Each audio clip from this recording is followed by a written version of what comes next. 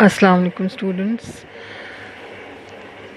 یہ آپ کا چیپٹر نمبر 12 ہے اور اس میں آلریڈی ہم صلیبی جنگوں کے حوالے سے پڑھ رہے تھے اور صلیبی جنگوں کے اسباب ہم نے تفصیلاً ڈسکس کیے تھے۔ آج ہم صلیبی جنگوں کے نتائج جو ہے ان کو تفصیلاً ڈسکس کریں گے۔ تقریباً 2 صدیوں پر محیط یہ صلیبی جنگیں جو مسلمانوں پر بلا جواز مسلط کی گئی تھیں، اپنے جلوہ میں عظیم تباہی اور بربادی لے کر آئیں۔ بستیاں اور شہر ویران ہو گئے، لاکھوں انسانی جانوں کا اتلاف ہوا۔ جنگیں تو ختم ہو گئی لیکن اپنے پیچھے غم و اندو، تعصب و جہالت اور بھوک و ننگ چھوڑ گئیں۔ ان جنگوں کے نتیجے میں یورپ کساد بازاری اور تنگی معاش کا شکار ہوا۔ عیسائیوں مذہبی جنونیوں نے دنیا کی ایک کثیر آبادی کو آہو فغاں اور ویرانیوں کے اتھاہ اندھیروں میں دھکیل دیا۔ عیسائی دنیا نے انسانیت کو آگ و خون کے جوار بھاٹے میں اس لیے دھکیلا کہ وہ ارض فلسطین اور دیگر عیسائی علاقوں کے مسلمانوں کے قبضہ سے چھڑوا سکے، لیکن لاکھوں فوجیوں کے سیل رواں اور متحدہ یورپ کی افواج اور بادشاہوں کا اتحاد مسلمانوں کے آہنی عزم و ارادے کے پہاڑ سے ٹکرا کر ناکام و نامراد رہا۔ بیت المقدس پر مسلمانوں کا قبضہ بدستور بحال رہا اور شام کی سرزمین کے 1 انچ پر بھی صلیبی حکمران اور ان کی افواج قابض نہ ہو سکی۔ عیسائیوں اور مسلمانوں کے درمیان اجنبیت کی ایک مستقل دیوار جو آج تک ان دونوں مذاہب کے پیروکاروں کے درمیان حائل ہے، وہ ان صلیبی جنگوں کا ہی نتیجہ ہے۔ یہاں تک کہ عراق پر امریکی حملہ کو امریکی کمانڈر نے آخری صلیبی جنگ قرار دیا۔ ان جنگوں میں صلیبیوں نے اسلام اور مسلمانوں کے خلاف مذہب کے نام پر منافرت اور تعصب کی جو آگ بھڑکائی، اس کے اثرات آج تک محسوس کیے جا رہے ہیں۔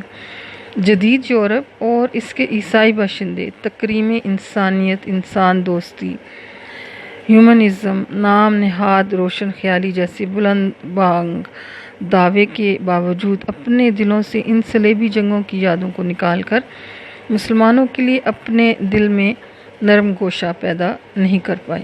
آج بھی عالم اسلام اور مسلمانوں کے معاملہ میں ان کی قومی اور اجتماعی حکمت عملیاں دوغلے پن اور تعصب و عناد پر مبنی ہیں۔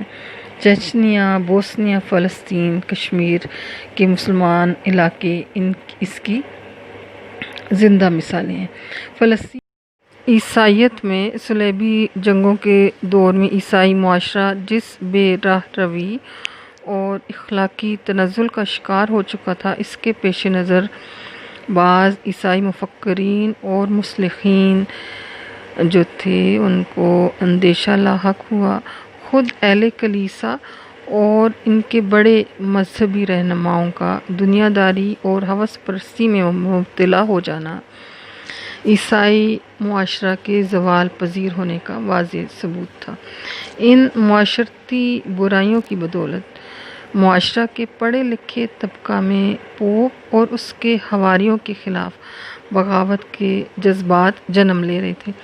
پوپ نے چرچ کے خلاف کسی بھی انقلاب کا راستہ روکنے کے لیے لوگوں میں مسلمانوں کے خلاف جنگی فضا اور مذہبی جنون کی کیفیت پیدا کر کے اس احتجاج کا رخ مسلمانوں کی طرف موڑ دیا۔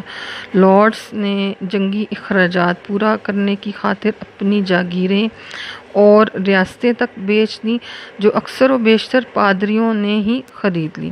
ان کے پاس اس کے علاوہ بھی مخفی دولت کے بیش بہا خزانے تھے، چنانچہ اس دور کا پادری معاشرے کا متمول ترین فرد بن چکا تھا۔ مذہبی طبقہ کے لوگوں میں دولت کی ریل پیل نے بہت ساری خرابیوں کو جنم دیا۔ چنانچہ جب جنگی جنون ٹھنڈا ہوا تو عیسائیت میں کئی فرقے پیدا ہو گئے اور خود پوپ کے خلاف اصلاح کلیسا ریفارمیشن کی کئی تحریکوں نے جنم لیا۔ یورپ نے صلیبی محاربات کے نتیجہ کے طور پر اسلامی دنیا سے بہت کچھ حاصل کیا۔ اس دور کا یورپ تنگ نظری اور جہالت کا شکار تھا۔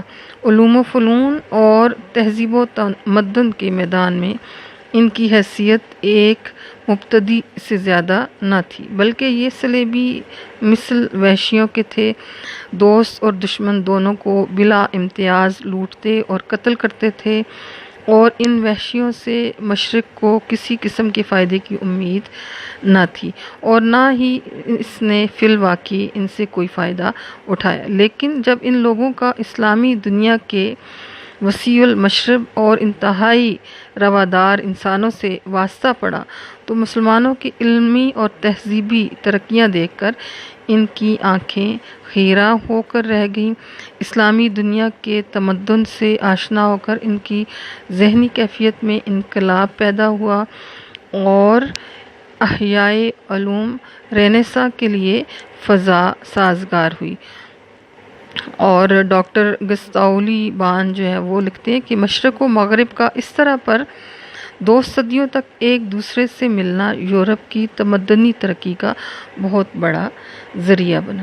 مسلمانوں کی نفاست طبع، پاکیزگی کردار، ایفائے عہد اور اعلیٰ تمدنی روایات، عادات و اطوار کا مشاہدہ کرنے کے بعد ان کے ذہنوں میں ایک نئی سوچ اور فکر نے جنم لیا۔ ان کی اپنی تہذیبی اقدار کا یہ حال تھا کہ مسلمانوں سے ربط و ضبط سے قبل ان کے ہاں غسل کرنے کا کوئی رواج نہ تھا۔ جو شخص غسل نہ کرنے کا جتنا طویل ریکارڈ رکھتا وہ اتنا ہی بڑا بزرگ اور اتنی ہی روحانی بلندیوں کا مظہر سمجھا جاتا۔ مشرق میں مسلمانوں کے حمام، صاف ستھرے بدن اور لباس، خوبصورت رہائش اور خورد و نوش کا اعلیٰ طریقہ کار ان کے دریچہ دل کو وا کرنے کا باعث بنے۔ چنانچہ جب وہ واپس گئے تو انہوں نے یورپ میں حماموں کو رواج دیا اور وہاں نہانے کا عمل شروع ہوا۔ اسلامی دنیا اگرچہ مادی تباہی اور بربادی کا شکار ہوئی، لیکن جہاں تک علمی اور ادبی ترقیوں اور تہذیب و تمدن کی خدمات کا تعلق تھا، مسلمانوں کے اندر کوئی کمی پیدا نہ ہوئی، اور نہ ہی مسلم ثقافت اور تہذیب نے یورپین کلچر اور ویلیوز سے کوئی منفی اثر لیا۔ اسلامی ثقافت صدیوں کے تجربات اور کوشش کا نتیجہ تھی، اور قدر و قیمت کے لحاظ سے یورپی تہذیب سے بہت اعلیٰ اور عرفہ تھی۔ لہٰذا تاریخ اسلام میں صلیبی جنگوں کا طویل عرصہ بھی ایک ثانیہ سے زیادہ اہمیت حاصل نہ کر سکا، اور اس کے مسلم معاشرے پر کوئی حقیقی اور پائیدار اثرات مرتب نہ ہوئے، اور مسلمان بدستور اپنی علمی اور ادبی اور تہذیبی سرگرمیوں میں مصروف ہو گئے۔